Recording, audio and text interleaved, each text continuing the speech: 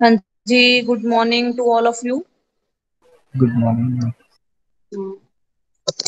Today we are discussing about fundamental rights in India. ठीक है जी। तो मैंने आपको पहले ही बताया था कि जो हमारा इंडियन कॉन्स्टिट्यूशन है वो एक रिटन फॉर्म में है, ठीक है, which is written by doctor doctor Bhimrao Ambedkar. ठीक है जी। तो आज हम जो फंडामेंटल राइट्स हैं उसके बारे में डिस्कस करेंगे, ठीक है, इस लेक्चर में। तो फर्स्ट ऑफ ऑल मैं आपको ये बताना चाहती हूँ कि हमारे फंडामेंटल राइट्स हैं जो जस्टिफाइबल है, मींस जो हमारे फंडामेंटल राइट्स हैं अगर इनका कोई उल्लंघन करता है तो कानून की तरफ से उसे सजा दी जाती है। ठीक है जी। इसीलिए जो there are 6 types of fundamental rights in Indian constitution.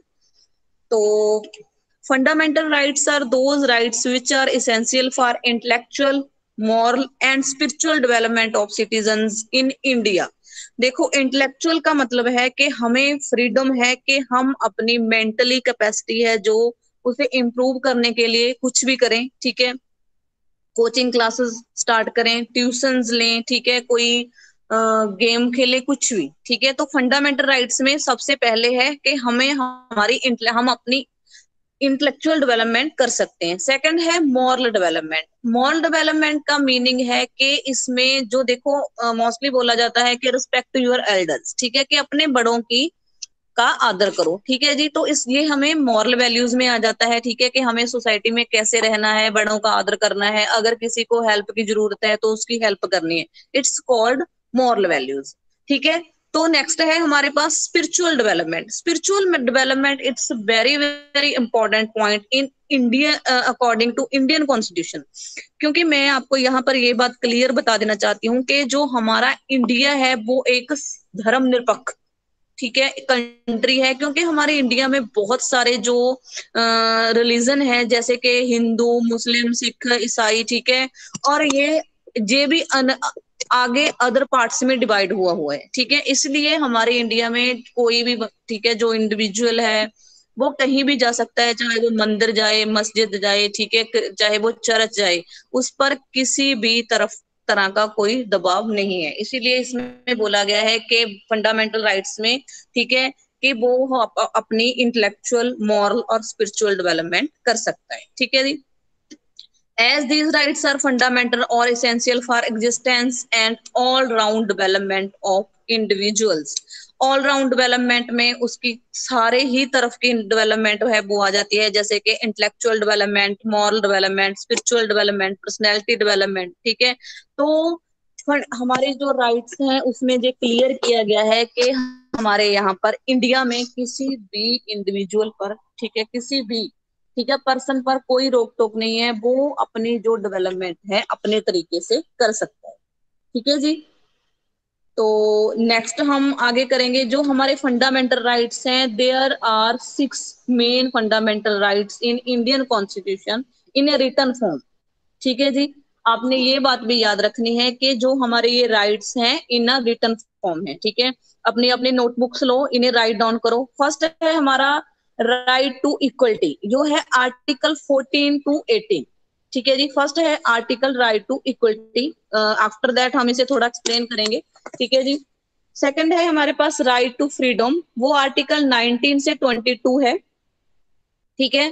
Third है हमारा राइट अगेंस्ट एक्सप्लोटेशन।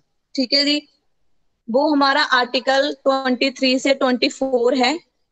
फोर्थ है हमारा right to freedom of religion, article 25 to 28। ठीक है। फिफ्थ है हमारे पास culture and educational rights, article 29 to 30। And sixth very important right to constitutional remedies, article 32। It's very important. ठीक है। फर्स्ट है हमारा राइट टू इक्वलिटी, जो हमें कवर अप करता है आर्टिकल 14 से 18। देखो, राइट टू इक्वलिटी में क्या है हमारे पास, ठीक है, किस बात की इक्वलिटी की बात की गई है। Includes equality before the law, the prohibition of discrimination of grounds of religion, race, caste, sexual orientation, gender और जेंडर आइडेंटिटी, ठीक है, और place of birth, equality of opportunity in matters of employment, abolition of untouchability and abolition of titles. ठीक है। Right to equality of law में हमें इसमें right to equality में हमें ये क्लियर किया गया है कि हमारे इंडिया में कोई भी व्यक्ति हमें रिलीजन के बेसिस पर, कि हमारा जो रिलीजन है छोटा है बड़ा है, इसके बेसिस पर हमें कोई भी हरास नहीं कर सकता, कोई डिस्क्रिमिनेशन नहीं। डिस्क्रिमिनेशन का मतलब होता है भेदभाव करना, ठीक है, रेस के अकॉर्डिंग, ठीक है। रेस मीन्स जैसे हम कह देते हैं कि हाँ ये काला है, जो गोरा है, ठीक है, इसके अकॉर्डिंग। कास्ट के अकॉर्डिंग देयर आर, देखो हमारे जो इंडिया में इतना ज्यादा कास्टिज्म है, ठीक है, हमारे पास देखो लोअर कास्ट के लोग हैं, अपर कास्ट के लोग हैं, मिडिल क्लास के लोग हैं, ठीक है, कास्ट्स के लोग हैं। देखो उसी क्लासेस कास्ट्स के अकॉर्डिंग ही उन्हें क्लासेस में डिवाइड कर दिया गया है, ठीक है। तो यहाँ पर किसी से भी कोई डिस्क्रिमिनेशन नहीं किया जाता कास्ट की तरफ से।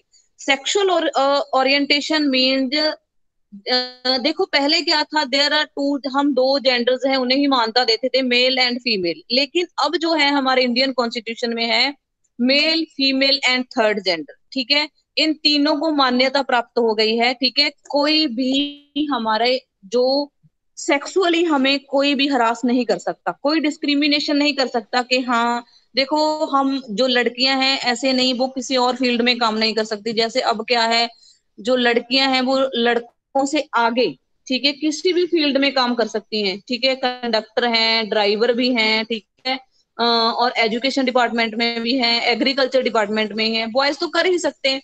और हाँ, जो इम्पोर्टेंट बात है मैं आपको बताना चाहती हूँ कि जो थर्ड जेंडर है, ठीक है, अब उन्हें भी जे जो राइट प्राप्त हो गया है कि वो भी किसी प्राइवेट सेक्टर, गवर्नमेंट सेक्टर में वो काम कर सकते हैं, ठीक है। उन पर किसी भी तरफ का कोई दबाव नहीं होगा, ठीक है जी। तो जैसे equality of opportunity in matters of employment, इसमें ये सारे पॉइंट्स क्लियर हो गए हैं कि हमारे रिलीजन के, रेस, कास्ट, सेक्सुअल और place of birth. Place of birth means हमने कहीं पर भी जन्म लिया हो, ठीक है, उसके बेसिस पर हमारे साथ कोई डिस्क्रिमिनेशन नहीं होगा। तो मैटर्स ऑफ अनएम्प्लॉय एम्प्लॉयमेंट, इसमें से सारी बातें मैंने क्लियर कर दी हैं, ठीक है, कि हम किसी भी रिलीजन से हैं, रेस के, कास्ट, सेक्स, और कहीं पर भी हमारा बर्थ हुआ है, ठीक है, हम इंडिया में कहीं पर भी जॉब कर सकते हैं, ठीक है, ये हमारा राइट है। ये राइट हमसे कोई नहीं छीन सकता कि हाँ आप यहाँ पर जॉब नहीं कर सकते, ठीक है जी। नेक्स्ट है हमारे पास द राइट टू फ्रीडम, ठीक है। तो राइट टू फ्रीडम में हमारे पास क्या है कि हमें, हमारे पास ये फ्रीडम है, ठीक है, कि हम freedom of speech, expression, assembly, association और यूनियन और कोऑपरेशन मूवमेंट्स, ठीक है। देखो हमारे पास ये फ्रीडम है कि हम स्पीच दे सकते हैं, ठीक है। अगर मैं किसी कॉलेज में हूँ, किसी इंस्टीट्यूट में हूँ, या मैं किसी क्लास में एक स्टूडेंट हूँ, ठीक है, या फिर मैं किसी सभा में जा रही हूँ, तो मेरे पास ये एक अधिकार है, एक कि मैं वहां पर अपनी स्पीच दे सकती हूँ, ठीक है। एंड एक्सप्रेशन मीन्स अपनी स्पीच के थ्रू अपने एक्सप्रेशन को लोगों के सामने एक्सप्रेस अपने आप को कर सकती हूँ, ठीक है। तो इसके लिए मेरे पास किसी भी गवर्नमेंट की तरफ से, किसी इंडिविजुअल की तरफ से या किसी ग्रुप की तरफ से कोई दबाव नहीं बनाया जा सकता, क्योंकि मैं एक डेमोक्रेटिक इंडिया में रह रही हूँ, ठीक है।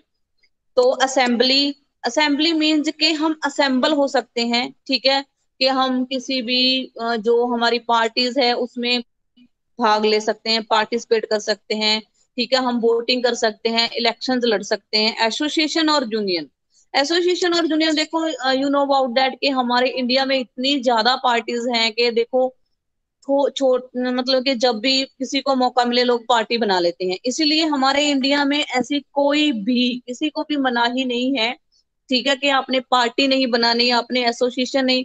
देखो मोस्टली हमारे सोशल साइट्स पर ही चेक कर लो, ट्विटर पर, इंस्टा पर, फेसबुक पर, ठीक है, और व्हाट्सएप पर कितने ग्रुप्स बन रहे हैं, ठीक है। इसका मतलब ही एसोसिएट करना, ग्रुप्स बनाना, ठीक है। तो मैं आपको यहाँ पर ये बात क्लियर कर देना चाहती हूँ कि आप कितने भी फ्रेंड्स बना लो, कितने भी एसोसिएशन ग्रुप्स बना लो आप, लेकिन वो एंटी सोशल नहीं होने चाहिए, ठीक है। कि आप उन ग्रुप्स के थ्रू आप किसी भी ऐसे किसी मैसेज को बढ़ावा नहीं देंगे जो हमारे इंडियन हमारे जो राइट्स हैं, हमारी जो फ्रीडम है, हमारी जो डेमोक्रेसी है, उस पर जो मीन्स जो उसे क्रिटिसाइज करता हो, जो उसे डैमेज करता हो, ठीक है। लेकिन बाकी हमारी गवर्नमेंट की तरफ से, हमारे इंडियन कॉन्स्टिट्यूशन की तरफ से हमें कोई ऐसी बंदिश नहीं है कि हम एसोसिएशन नहीं कर सकते, ठीक है। हम ग्रुप्स बना सकते हैं, एसोसिएट कर सकते हैं, पार्टीज भी बना सकते हैं, लेकिन वो एंटी सोशल नहीं होनी चाहिए, ठीक है। एंटी कॉन्स्टिट्यूशन नहीं होनी चाहिए, ठीक है। उसमें कोई भी हमारे इंडिया, कोई ऐसी बात नहीं होनी चाहिए उस ग्रुप में, या ऐसी कोई फोटो वगैरह नहीं होनी चाहिए, ठीक है, जो हमारे जो इंडियन कॉन्स्टिट्यूशन है उसके जो अपोजिट हो, जो उसे क्रिटिसाइज करे, ठीक है जी। नेक्स्ट है हमारे पास, थर्ड है हमारे पास राइट अगेंस्ट एक्सप्लोटेशन, जो हमारे आर्टिकल 23 से 24 तक आता है, ठीक है जी। Prohibits all forms of forced labour, child labour and trafficking of human being children under age 14। देखो, एक्सप्लोटेशन का मतलब होता है किसी का शोषण करना, ठीक है। तो इसमें बताया गया है कि अगेंस्ट है, अगर हमारा कोई शोषण कर रहा है तो हम आर्टिकल 23 और 24 के तहत उसके खिलाफ जाकर रिपोर्ट दर्ज कर सकते हैं, एफआईआर तक दर्ज करवा सकते हैं, ठीक है। कि छोटे बच्चे हैं जो हम 14 एज तक हैं, उनसे हम लेबर नहीं करवा सकते, ठीक है। तो देखो, आपने मोस्टली नोट किया होगा कि जब बच्चे हैं जो ढाबे वगैरह पे काम करते हैं, तो मोस्टली उनसे पूछा जाता है, ठीक है, पुलिस की तरफ से, ठीक है। उनका आधार कार्ड वगैरह चेक किया जाता है, फैमिली बैकग्राउंड वगैरह चेक किया जाता है, क्या बेटा कि आप यहाँ पर अपनी मर्जी से जॉब कर रहे हो, ठीक है।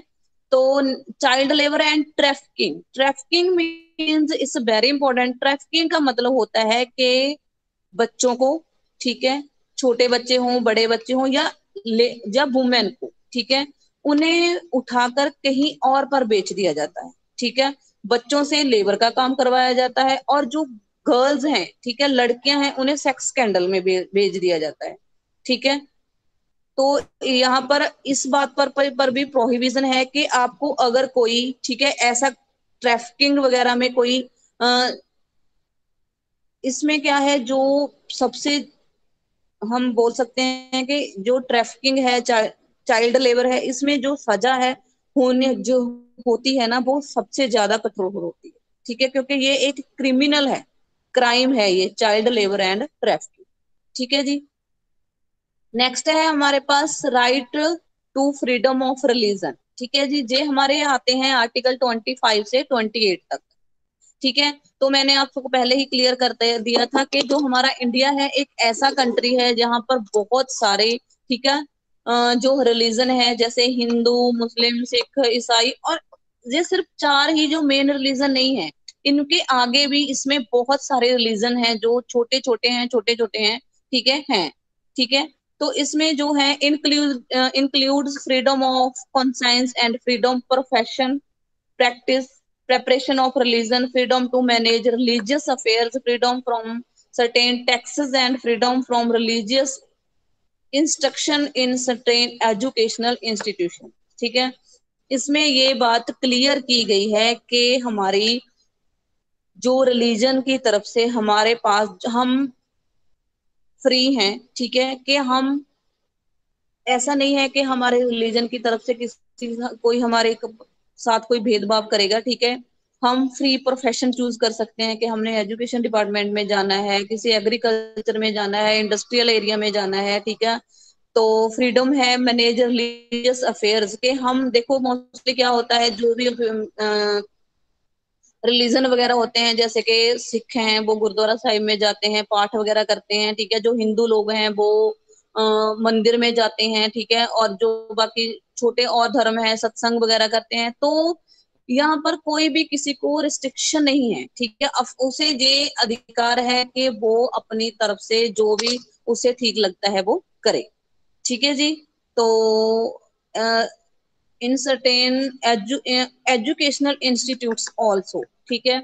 अगर हम चाहें, इस यहाँ पर कोई ऐसी रिस्ट्रिक्शन नहीं है कि जो एजुकेशनल इंस्टीट्यूट है वहां पर रिलीजन को नहीं पढ़ाया जाएगा, ठीक है। देखो, जैसे मैं आपको पंजाब की एग्जांपल दे दूं कि हमारे ना पंजाब में अकाल अकेडमीज है, उन्हें वहां पर सिर्फ सिखिज्म है, जो सिखी है वही पढ़ाया जाता है, ठीक है। तो यहाँ पर हमें प्रॉपर एक जो फ्रीडम है कि हम अपने धर्म को आगे ले जाने के लिए उसे एजुकेशन में, इंस्टीट्यूट्स में एडअप कर सकते हैं, ठीक है जी। नेक्स्ट है हमारे पास कल्चरल एंड एजुकेशनल राइट्स, इस ये है आर्टिकल 29 to 30। देखो, preserve the right of any section of citizen to conserve their culture, language और स्क्रिप्ट। देखो, कंजर्व कल्चर का मतलब है कि हम अपने कल्चर को संभालने के लिए कुछ, ठीक है, उसे कंजर्व कर सकते हैं, मीन्स, ठीक है, उसकी लैंग्वेज और स्क्रिप्ट, उसकी स्क्रिप्ट बनाकर हम उसे सेव कर सकते हैं, ठीक है, उसे संभाल सकते हैं। Right of minorities to establish and administer educational institutes of their choice. हम अपने कल्चर को प्रिजर्व करने के लिए, उसे संभालने के लिए, उसे एजुकेशनल इंस्टीट्यूट की है वो भी चॉइस है हमारे पास, ठीक है। कल्चर का मतलब है जो हमारा कल्चर है, ठीक है, जो मैं अगर हमारे पंजाब की बात करूं, ये हमारा पंजाब का कल्चर है, ठीक है। मक्की दी रोटी, सरों दा साग, ठीक है, गिद्धा भंगड़ा, ठीक है, पंजाबी सूट, ठीक है, ये साडा कल्चर है पंजाब का, ठीक है। सो इसे इसमें अगर हम प्रिजर्व करने की, प्रिजर्व का मतलब होता है उसे कैसे सेव किया जाए, ठीक है। देखो, अब यू नो अबाउट दैट के मॉडर्नाइजेशन हो गई है, तो डे बाय डे, ठीक है, जो हमारा कल्चर है वो खत्म होता जा रहा है एक तरह से, ठीक है। तो इसीलिए उसे प्रिजर्व करने के लिए मोस्टली उसे स्क्रिप्ट में या बुक्स में लिखा जाता है, ठीक है जी। नेक्स्ट नॉट लीस्ट हमारे पास है right to constitution remedies, article 32। It's very important. is present for enforcement of fundamental rights, ठीक है। B R Ambedkar declare the right of constitutional remedies the heart and soul of the Indian constitution. Sometimes हमारे पास क्या होता है कि हमें जो हमारे कॉम्पिटिटिव एग्जाम्स वगैरह होते हैं उनमें क्वेश्चन आता है कि ये कोटेशन दी जाती है, heart and soul of Indian constitution, ये किसकी तरफ से दिया गया है, ठीक है, किसने दिया है, ये डॉक्टर बी आर अम्बेडकर, ठीक है जी। तो कॉन्स्टिट्यूशनल रेमेडीज का मतलब होता है कि जो हमारे अ, जो हमारे जहां पर the right to privacy is the nearest right reserved by the Supreme Court of India. तो देखो, जो इसमें क्लियर किया गया है कि हमें right to privacy, personal security है, कि हमारी जो लाइफ है, ठीक है, हम उसे अगर पर्सनल रखना चाहते हैं, ठीक है, तो हम किसी भी व्यक्ति का, ठीक है, जब कोई भी व्यक्ति, कोई पर्सन, कोई, ठीक है, इसे जो हमारे पर्सनल लाइफ है, ठीक है, जो उसे ओपन